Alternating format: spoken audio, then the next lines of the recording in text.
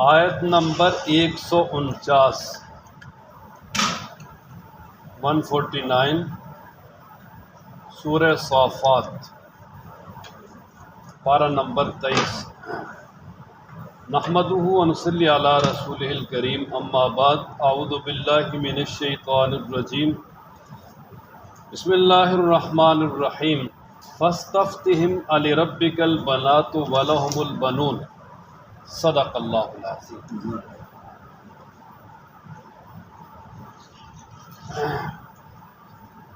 اس سے پہلے 7 انبیاء کے واقعات بیان کیے، اور ان واقعات کو بیان کرنے کے بعد اب روح سخن دوبارہ مشرکین عرب اور مشرکین مکہ کی طرف ہے، اور ان کے ایک باطل دعویٰ کی تردید ہے۔ وہ یہ ہے کہ مشرکین جس طرح اللہ تعالیٰ کے ساتھ شرک کرتے تھے، اسی طرح ان کے غلط نظریات میں سے ایک نظریہ یہ بھی تھا کہ وہ یہ کہتے تھے کہ یہ جو فرشتے ہیں یہ اللہ کی بیٹیاں ہیں، اور اللہ تبارک و تعالیٰ نے ان کو بیٹیاں بنایا ہوا ہے، اور اللہ تعالیٰ ان کی ہر بات مانتے ہیں۔ تو رب ذوالجلال نے اس کا رد کیا۔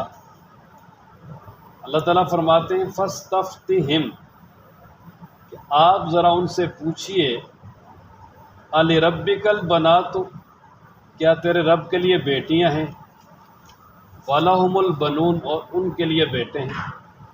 یعنی مشرکین اپنے لیے بیٹیوں کو تو ناپسند کرتے تھے، اتنا ناپسند کرتے تھے کہ زندہ درگور کر دیتے۔ جس کے گھر بیٹی پیدا ہو جاتی تھی وہ اپنے گھر واپس ہی نہیں آتا تھا۔ اپنے لیے بیٹیاں اتنی ناپسند، اور اللہ کے لیے کیا جی، اللہ نے فرشتوں کو بیٹیاں بنا لی ہے۔ تو اللہ فرماتے ہیں کہ وہ اتنے لاڈلے ہیں کہ اللہ کے لیے تو بیٹیاں ہیں، ان کے لیے بیٹے ہیں۔ اچھا، پھر آگے اللہ فرماتے ہیں کہ وہ اتنی دلیری سے بات کرتے ہیں، ہم یا خلقنا الملائکۃ، ہم نے فرشتوں کو یعنی پیدا کیا ہے، اناثا مؤنث یعنی مادہ پیدا کیا ہے، وہم شاہدون، اس حال میں کہ وہ سامنے حاضر تھے۔ یعنی کسی دعوے کو ثابت کرنے کے لیے 2 ہی چیزیں ہوتی ہیں نا جی، یا تو یہ کہ عینی شاہد ہو، گواہ ہو، اور یا کوئی ان کے پاس دلیل ہو۔ اور اس کے علاوہ تو پہلی بنیادی بڑی دلیل یہی ہے کہ کوئی آدمی دیکھ لے، اس پہ گواہی دے، شاہد ہو۔ تو اللہ فرماتے ہیں ام خلقنا الملائکۃ، کیا ہم نے پیدا کیا فرشتوں کو اناثا مؤنث وہم شاہدون، اس حال میں کہ وہ شاہد تھے، یعنی دیکھ رہے تھے، وہاں وہ حاضر تھے۔ ایسی بات کوئی بھی نہیں، وہ تو کوئی بھی نہیں حاضر تھا ان میں سے۔ انسانوں کو تو اللہ نے بنایا بعد میں، فرشتوں کی تخلیق تو بہت پہلے ہوئی ہے۔ اللہ تعالیٰ نے فرشتوں کو نور سے بنایا تو بہت پہلے بنایا ہے انسان۔ الا، خبردار، انہم، بے شک وہ، من افکہم، اپنے جھوٹ سے، اپنی بہتان ترازی سے، لیقولون، اس طرح کی وہ باتیں کرتے ہیں۔ الا، خبردار، انہم، بے شک وہ، من افکہم، اپنے جھوٹ سے یا اپنی بہتان ترازی سے، لیقولون، البتہ کہتے ہیں، ولد اللہ، اللہ تبارک و تعالیٰ نے بیٹا بنا لیا، یعنی اللہ نے بیٹا جنا، یعنی اللہ نے بیٹا بنا دیا، اللہ نے اولاد بنا لی۔ وَإِنَّهُمْ، اور بے شک وہ، لَكَاذِبُونَ، البتہ پکے جھوٹے ہیں۔ اللہ فرماتے ہیں وہ خود جھوٹ گھڑ کے کہتے ہیں کہ اللہ تعالیٰ نے اپنی اولاد بنا لی ہے، جس طرح عیسائی کہتے تھے کہ عیسیٰ علیہ السلام اللہ کے بیٹے ہیں، یہ کہتے تھے اللہ نے اولاد بنا لی، یعنی اللہ نے فرشتوں کو بیٹیاں بنا لیا۔ تو اللہ فرماتے ہیں وَإِنَّهُمْ، بے شک وہ، لَكَاذِبُونَ، البتہ پکے جھوٹے ہیں۔ اور آگے فرمایا کہ اصطفى البنات، یہ اصطفیٰ اصل میں تھا استفا، یہ حمزہ استفہام ہے، اور استفا یہ ماضی کا وہ حمزہ وصلی ہے، اور حمزہ وصلی درمیان میں آنے سے ختم ہو جاتا ہے، گر جاتا ہے، تو اس لیے اس کا ترجمہ کیا جاتا ہے نا اصطفى البنات، کیا پسند کیا ہے اللہ تعالیٰ نے بیٹیوں کو، علی البنین، بیٹوں پر، کہ اللہ نے اپنے لیے بیٹوں کی بجائے بیٹیاں منتخب کر لی ہیں۔ ما لکم، تمہیں کیا ہوا، کیف تحکمون، تم کیسا فیصلہ کرتے ہو، یعنی تمہیں، جس طرح ایک آدمی کہتا ہے تمہیں شرم نہیں آتی، تم کیسی بات کرتے ہو، فلاں کے بارے میں ایسی بات کرتے ہو۔ نہیں، اللہ تعالیٰ فرماتے ہیں کہ ان کو بھی جو ہے نا وہ تھوڑی سی بھی عقل نہیں ہے، یہ اللہ کے بارے میں کیسی بات کر رہے ہیں۔ افلا تذکرون، تم کیوں نہیں سوچتے، کیوں نہیں ہوش میں آتے، تم کیوں جو ہے نا وہ سوچ سمجھ کے بات نہیں کرتے، کیسے اللہ تعالیٰ پہ طرح طرح کے الزامات لگا رہے ہو۔ اب پہلی بات یہ تھی نا کہ کیا وہ اس وقت حاضر تھے جب اللہ تعالیٰ نے فرشتوں کو مؤنث اور مادہ بنایا ہے؟ تو حاضر تو نہیں تھے بالکل۔ اب آگے اللہ تعالیٰ نے دوسری دلیل کا مطالبہ کیا۔ اللہ فرماتے کیا لکم تمہارے لیے سلطان مبین، کوئی واضح سند ہے، کوئی دلیل ہے اس بات پر کہ اللہ نے فرشتوں کو بیٹیاں بنا لی ہے؟ تو فاتو لے آؤ بکتابکم، اپنی کتاب۔ ظاہر ہے کسی آسمانی کتاب میں یہ بات ہوگی نا، اللہ تعالیٰ نے اگر فرشتوں کو بیٹیاں بنایا ہے تو اللہ تعالیٰ نے کسی آسمانی کتاب میں یہ بات نازل کی ہوگی، کسی امت پہ کسی بھی آسمانی کتاب میں یہ بات ہوگی، تو فرمایا لے آؤ ان کنتم صادقین، اگر تم سچے ہو۔ تو یہ دلیل بھی ان کے پاس نہیں تھی بالکل، کیونکہ وہ تو سارے تخمینے لگاتے تھے، نعوذ باللہ من ذلک۔ وَجَعَلُوا بَيْنَهُ وَبَيْنَ الْجِنَّةِ نَسَبًا، آگے ان کی ایک اور خباثت کا تذکرہ ہے کہ وہ مشرکین یعنی اتنے ظالم، اسی لیے اللہ نے فرمایا نا کہ ان الشرک لظلم عظیم، سب سے بڑا ظلم شرک ہے۔ اللہ شرک یہ ہے نا، یہ انسان کی جو ہے نا عقل کو معوف کر دیتا ہے، جس طرح پنجابی میں کہتے ہیں نا مت مار دیتا ہے۔ شرک ایسی چیز ہے، کیونکہ وجہ یہ ہے کہ شرک میں جب انسان اللہ کا جو حق ہے اس کو بندوں میں آ کے تقسیم کرتا ہے نا، تو اللہ تعالیٰ ایسے انسان سے شدید نفرت کرتے ہیں، جس کی وجہ سے اس کا بالکل وہ عقل معوف ہو جاتی ہے، سمجھتے ہی نہیں۔ وہ اتنے دیکھیں دلیر تھے یعنی غلط کاموں میں، کہ اگر ان سے پوچھا جاتا کہ تم یہ کہتے ہو کہ یہ فرشتے اللہ کی بیٹیاں ہیں، تو ظاہر ہے اللہ کی بیٹیاں ہیں تو پھر بیٹی کے لیے تو ماں کا ہونا بھی ضروری ہے، تو پھر ان فرشتوں کی مائیں کون سی، یعنی نعوذ باللہ اللہ کی بیوی کون ہے؟ تو وہ کہتے ہیں کہ جو جنات ہیں ان کی جو شہزادیاں اور پریاں ہیں، نعوذ باللہ وہ اللہ کی بیٹی، اور جنات اور اللہ کے درمیان سسرالی رشتہ ہے۔ دیکھ لیں کہ اللہ کی ذات پہ مشرک کتنا بڑا دلیر ہوتا ہے۔ اسی لیے قرآن مجید نے مشرکین کی بجا جو ہے نا وہ شدید قسم کی تردید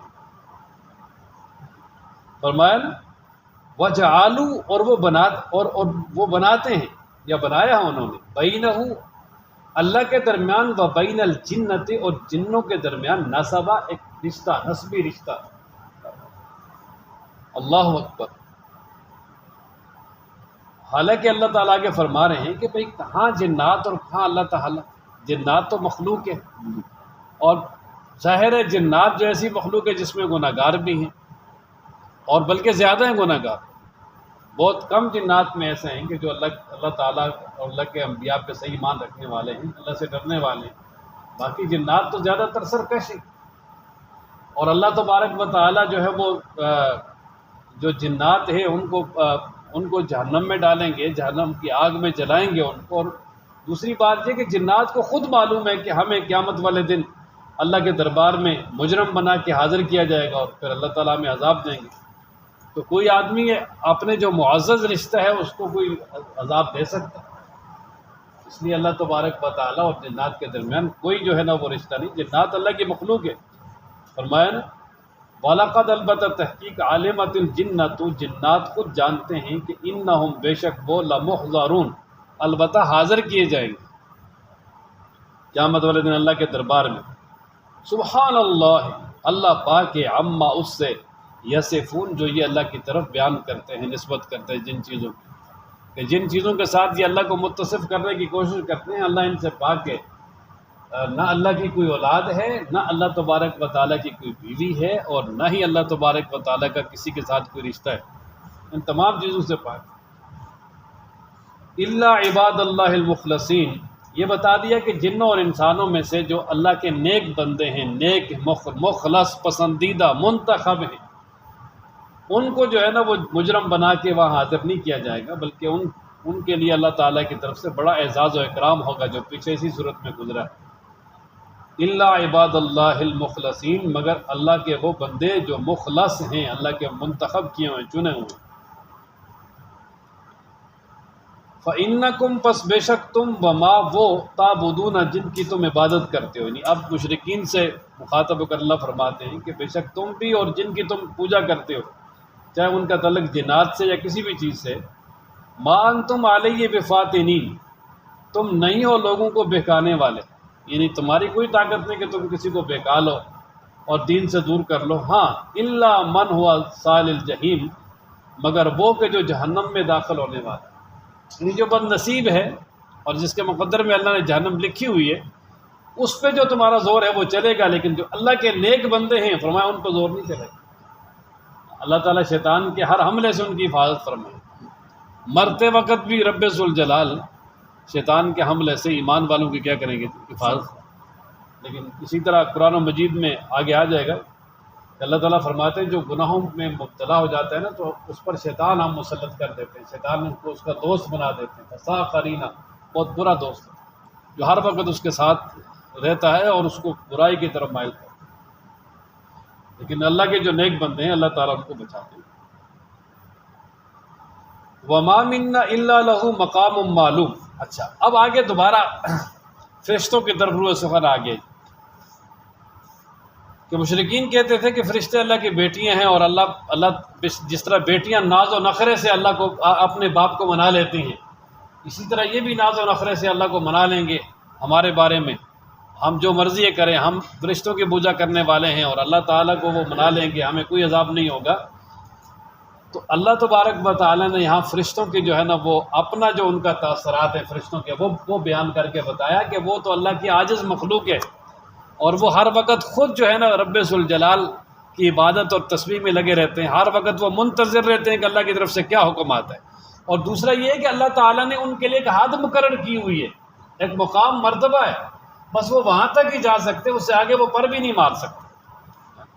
جس کو جس کام کے لیے لگایا بس وہ وہی کر رہا ہے. کرامن کاتبین ان کا یہی کام ہے، جو انسان کی حفاظت کے لیے ان کا یہی کام ہے، جو آسمانوں میں جنات کو بگانے کے لیے ان کا یہی کام ہے، جو عرش کو اٹھانے والے ان کا یہی کام ہے، جو وہی لانے والے ان کا وہی کام ہے، اس پہ لگے ہوئے ہیں، جو ملک الموت کی ٹیم میں شامل ہے وہ سارے اسی اپنے کام میں لگے ہوئے ہیں. ہر ایک کے لیے ایک مقام اور مرتبہ اور ایک جگہ ہے، وہ اللہ تعالیٰ کیا متعین ہے، وہ اس سے آگے بالکل نہیں بڑھ سکتے. تو فرمایا وہ کیسے جو ہے نا وہ اللہ تعالیٰ کی بیٹی ہیں، اس طرح کے ہو سکتے.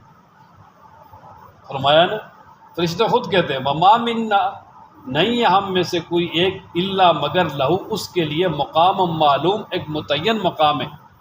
نہیں ہے ہم میں سے کوئی ایک مگر اس کے لیے کیا جی متعین مقام ہے. اصل ترجمہ کہ ہم میں سے ہر ایک کے لیے اللہ کے ہاں ایک متعین مقام ہے، جگہ ہے. جناب نبی کریم صلی اللہ تعالی علیہ وآلہ وسلم نے جبریل امین سے پوچھا، یہ ترمذی کی روایت ہے کہ جبریل آپ نے اللہ تعالیٰ کو دیکھا ہے؟ اللہ تبارک و تعالیٰ کو آپ نے دیکھا ہے؟ تو جبریل امین نے عرض کیا کہ اللہ کے محبوب، میرے اور اللہ کے درمیان 70 نور کے پردے اور حجاب ہیں. یہ ترمذی کی روایت ہے. کیا جی 70 پردے ہیں نور کے. اگر میں اپنے مقام سے تھوڑا سا بھی آگے بڑھ جاؤں گا تو جل جاؤں گا. تو اس سے معلوم ہوا کہ جبریل امین نے بھی رب ذوالجلال کا پورا دیدار جو ہے، اور جبریل امین فرشتوں کے سردار ہیں. جب ان کا یہ حال ہے تو باقی جو فرشتے ہیں اب دیکھ لیں. یہ بات کسی قرآن و حدیث میں نہیں ہے، لیکن ایک کتاب ہے بوستان سعدی، شیخ سعدی رحمۃ اللہ علیہ، انہوں نے وہ اپنی بوستان کے شروع میں پہلے حمد باری تعالیٰ لکھی ہے اشعار میں، پھر اس کے بعد نبی پاک صلی اللہ علیہ وسلم کی یعنی توصیف تعریف مدح لکھی ہے. اس میں وہ ایک شعر کہتے ہیں کہ جب نبی پاک صلی اللہ علیہ وسلم کو لے کر جبریل امین سدرۃ المنتہا پہ پہنچے تو جب نبی پاک صلی اللہ علیہ وسلم وہاں سے آگے گئے، جبریل وہاں رک کے، تو حضرت صلی اللہ علیہ وسلم نے جبریل امین سے کہا یار کہ ہماری دوستی اتنی پکی ہے، ہم وہاں سے یہاں تک آئے ہیں تو یہاں سے آگے بھی چلے نا. تو جبریل امین نے آگے سے جواب دیا، گر یکسر منہ بالا تر پرم فروغ تجلی بسوزد پرم، کہ جی میری منزل جہاں تک کی، اگر اس سے آگے میں ایک بال کے برابر بھی جاؤں گا تو اللہ تبارک و تعالیٰ کی تجلیات کی کرنیں میرے پروں کو جلاتی. تو اب دیکھ لیں کہ ہر ایک کے لیے اللہ نے کیا کیا ہوا ہے، مقام مقرر کیا، حالانکہ فرشتوں کے سردار ہیں۔ فرمایا کہ فرشتے خود کہتے ہیں وما منا، اور نہیں ہے ہم میں سے کوئی ایک الا مگر لہو اس کے لیے مقام معلوم، ایک مقام معلوم ہے، وَإِنَّا اور بے شک لَنَحْنُ ہم الصَّافُونَ صفے بنا کے کھڑے رہتے ہیں۔ فرشتے خود کہہ رہے ہیں کہ ہم تو صف بستہ اللہ تعالیٰ کے حکم اور آرڈر کے منتظر رہتے ہیں۔ وَإِنَّا لَنَحْنُ الْمُسَبِّحُونَ اور بے شک البتہ ہم اللہ تبارک و تعالیٰ کی پاکی بیان کرنے والے ہیں۔ مسبحون اس میں فاعل کا صیغہ۔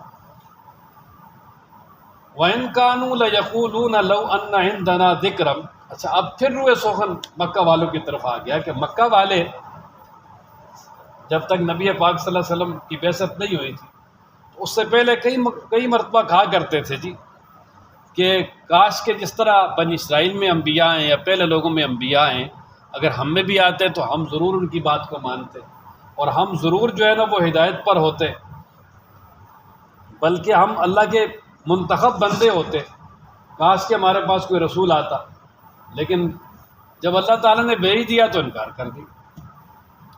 یعنی ایسے کہ جب آ گئے تو انکار کر دیا، پہلے ہم کہتے تھے بھائی کہ جو ہے نا وہ ہمارے پاس رسول آنا چاہیے۔ فرمایا نا وَإِن كَانُوا اور بے شک وہ، یہ ان جو ہے نا یہ ان کے معنی میں بے شک وہ، یہ مخفف من المثقلہ ہے۔ وَإِن كَانُوا بے شک وہ لَيَقُولُونَ البتہ کہتے تھے لَوْ أَنَّ عِندَنَا اگر بے شک ہوتا ہمارے پاس ذکرم کوئی نصیحت من الاولین پہلوں میں سے، یعنی اس طرح پہلے لوگوں کے پاس کتابیں آئیں، اس طرح ہمارے پاس بھی کوئی نصیحت کی کتاب آتی تو لَكُنَّا تو البتہ ہم ہو جاتے عباد اللہ المخلصین اللہ کے منتخب بندے، یعنی ہم ضرور بات مانتے تو اللہ کے منتخب بندے بن جاتے۔ فَكَفَرُوا بِهِ فَسَوْفَ يَعْلَمُونَ اللہ فرماتے جب پیغمبر آگے انہوں نے ان کا انکار کر دیا اور ان کی بھی وہ جان لیں گے۔ اچھا جی وَلَقَدْ سَبَقَتْ كَلِمَتُنَا لِعِبَادِنَا الْمُرْسَلِينَ، سب آگے اللہ تبارک و تعالیٰ فرماتے ہیں کہ ہم نے یہ فیصلہ صادر کر دیا ہے کہ جو ہمارے رسول ہیں بے شک اللہ تعالیٰ کی طرف سے ان کی مدد کی جائے گی، ان کو بے یارہ مددگار نہیں چھوڑا جائے، اگرچہ قوم کے ساتھ پہلے دعوت و تبلیغ کے معاملے میں بہت زیادہ محنت کریں گے، تکلیفیں اٹھائیں گے، سب کچھ ہوگا، لیکن بالآخر اللہ تبارک و تعالیٰ انبیاء علیہ الصلوۃ والسلام رسولوں کو اللہ تعالیٰ کیا کریں گے جی فتح اور کامیابی عطا کریں گے۔ اور پھر یہی ہوا ہے کہ جتنے بھی اللہ کے رسول ہیں بالآخر ہر رسول کو اللہ نے فتح دی، نوح علیہ السلام ہیں، ہود علیہ السلام ہیں، صالح علیہ السلام ہیں، ابراہیم علیہ السلام ہیں، موسیٰ علیہ السلام ہیں، عیسیٰ علیہ السلام، ہارون علیہ السلام، اور اسی طرح جناب نبی کریم صلی اللہ علیہ وسلم رسول جن کو اللہ تعالیٰ نے جدید کتاب دی۔ ہاں انبیاء علیہ الصلوۃ والسلام ان میں سے تو بہت سارے انبیاء کو شہید بھی کیا گیا، لیکن کسی رسول کو کوئی شہید نہیں کر سکتا، بالآخر اللہ تعالیٰ نے اپنے رسولوں کو فتح دی، کامیابی دی، اور یہاں بھی یہ المرسلین رسولوں کا لفظ ہے کہ فرمایا اللہ تعالیٰ نے یہ فیصلہ کیا ہے کہ اپنے رسولوں کی وہ ضرور مدد کریں۔ فرمایا نا وَلَقَدْ سَبَقَتْ البتہ صادر ہو چکی ہے کلمتنا ہماری یہ بات لعبادنا المرسلین ہمارے بھیجے ہوئے بندوں کے لیے، یعنی ہمارے رسولوں کے لیے، کہ انہم بے شک لہم المنصورون وہی ہوں گے جن کی مدد کی جائے گی، وَإِنَّ جُنْدَنَا اور بے شک ہمارا ہی گروہ لہم الغالبون البتہ غالب ہوگا، یہ لام تاکیدیہ ہے کہ ہمارا ہی گروہ جو ہے نا وہ کیا ہوگا البتہ غالب ہوگا، اور اس گروہ سے مراد حزب اللہ اللہ کے گروہ ہے، یعنی اللہ کے رسول اور ان کی باتیں ماننے والے۔ فَتَوَلَّ عَنْهُمْ حَتَّى حِينٍ اب یہ نبی پاک صلی اللہ تعالیٰ علیہ وآلہ وسلم کے لیے یعنی تسلی بھی ہے کہ آپ صلی اللہ تعالیٰ علیہ وآلہ وسلم سے اللہ تعالیٰ فرما رہے ہیں کہ آپ کچھ دیر صبر کریں اور ان مشرکین کا یعنی تعرض نہ کریں، پھر دیکھیں کہ کیا ہوتا ہے، یعنی ایسا وقت ضرور آئے گا کہ وہ اپنا انجام خود بخود دیکھ لیں گے اور ان کو پتہ چل جائے گا کہ ہم کس چیز میں گرفتار ہوئے ہیں اور ہمارے ساتھ کیا ہوا ہے۔ اور پھر ایسا ہی ہوا ہے کہ بدر کے موقع پر اللہ تبارک و تعالیٰ نے ان کی ذلت شروع کر دی تھی، 70 گرفتار بھی ہوئے، 70 مارے گئے اور بہت زیادہ زخمی، اور جو ان کا زور تھا وہاں وہ توڑ دیا، جن کو وہ کچھ سمجھتے ہی نہیں تھے ان کے ہاتھوں خوب پٹے، اور پھر اس کا ماتم جو ہے نا وہ جب تک زندہ رہے کرتے رہے۔ فَتَوَلَّ عَنْهُمْ، پس آپ منہ پھیریے ان سے، حتی حین، ایک وقت تک، وَأَبْصِرْ، اور آپ دیکھیے ہم ان کو، فَسَوْفَ يُبْصِرُونَ، پس وہ بھی دیکھ لیں، کہ آپ دیکھیں گے کہ کیا حالات ہوتے ہیں ان کو، اور وہ بھی دیکھ لیں۔ أَفَبِعَذَابِنَا، پس کیا وہ ہمارے عذاب کے بارے میں یستعجلون، جلدی مانگتے ہیں۔ اصل میں یہ کہ مشرکین بعض دفعہ یہ بھی کہتے تھے نا دکھانے کے لیے کہ جی اگر یہ قرآن برحق ہے، نبی پاک صلی اللہ علیہ وسلم برحق ہے تو ہم ان کو نہیں مان رہے، یا اللہ ہمیں ہلاک کر دے۔ تو اللہ تعالیٰ فرما رہے ہیں کہ کیا أَفَبِعَذَابِنَا يَسْتَعْجِلُونَ، کیا وہ ہمارے عذاب کو جلدی مانگ رہے ہیں؟ سنو، فَإِذَا نَزَلَ بِسَاحَتِهِمْ، جب وہ عذاب اترے گا ان کے سینوں میں، یعنی ان کے گھروں میں اترے گا، جب عذاب ان پہ آ جائے گا تو فَسَاءَ صَبَاحُ الْمُنذَرِينَ، تو بہت بری ہوگی ان لوگوں کی صبح جن کو ڈرایا گیا ہے، یعنی جن کو پہلے حق سنایا گیا اور وہ حق نہیں مانتے، تو فرمایا وہ دن ان کے لیے بہت برا ہوگا، بہت سخت ہوگا، تباہی و بربادی والا ہوگا۔ پھر فرمایا وَتَوَلَّ عَنْهُمْ، آپ ذرا ان سے رخ پھیریے، حتی حین، ایک وقت تک، وَأَبْصِرْ، اور دیکھیے، فَسَوْفَ يُبْصِرُونَ، وہ بھی دیکھ لیں۔ اس میں بھی اسی بات کی طرف اشارہ ہے، دوبارہ یہ تسلی دی کہ یہ نہ سوچیں کہ یہ ہمیشہ اسی طرح رہیں گے جس طرح مکہ میں بدمعاشیاں کر رہے ہیں۔ فرمایا ایک وقت آئے گا اور یہ اپنا انجام خود دیکھ لے گا اور خود پیٹیں گے، اور پھر ایسا ہی ہوا۔ سبحان ربک رب العزت، اچھا یہ جو 3 آیتیں آخری، یہ اس پوری سورہ مبارکہ کا خلاصہ ہے۔ پہلی آیت میں اللہ تعالیٰ فرماتے ہیں سبحانہ، پاک ہے، رب کا، آپ کا رب، رب العزت، جو تمام عزتوں کا مالک ہے، اما، ان سے، یصفون، جو یہ اللہ کی طرف جھوٹی نسبت کرتے ہیں، یعنی جو اللہ تبارک و تعالیٰ کے لیے انہوں نے جھوٹ گڑے ہوئے ہیں نا کہ بھئی اللہ کا فلاں شریک ہے اور اللہ کی فلاں اولاد ہے، یہ جتنے بھی انہوں نے جھوٹ اللہ کے بارے میں گھڑے ہوئے ہیں، اللہ تعالیٰ جو آپ کا رب ہے اور عزت والا رب ہے، وہ ان تمام نقائص سے، کمزوریوں سے، شرک سے پاک ہے۔ یہ پہلی آیت۔ دوسری آیت وَسَلَامٌ عَلَى الْمُرْسَلِينَ، وہ تمام رسول جنہوں نے تکلیفیں برداشت کر کے اللہ کا دین لوگوں تک پہنچایا اور خوب تبلیغ کی، اللہ فرماتے ہیں ان تمام پر میری طرف سے کیا ہوئی؟ سلامتی۔